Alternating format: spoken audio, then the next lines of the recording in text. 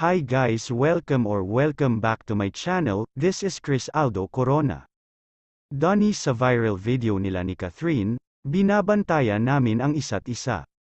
Nag-explain ang kapamilya actor na si Donnie Pangilinan tungkol sa pang-iintriga sa kanila ni Catherine Bernardo matapos ang kasal nina Robby Domingo at Mikey Pineda.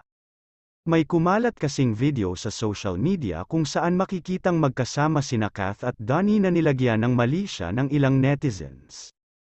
Kaya naman sa naganap na press con kahapon ng bagong movie ni Donnie, ang Good Game o GG, isa ito sa naitanong sa kanya. Base sa napanood naming video clip, makikita si Catherine na nagsasayaw kasama ang isa pang bisita sa reception ng wedding nina Robby at Mikey. Kasunod nito biglang dumating si Donnie at inalok ng drinks ang aktres, at dahil nga rito, inisip ng mga netizens na may namamagitang something sa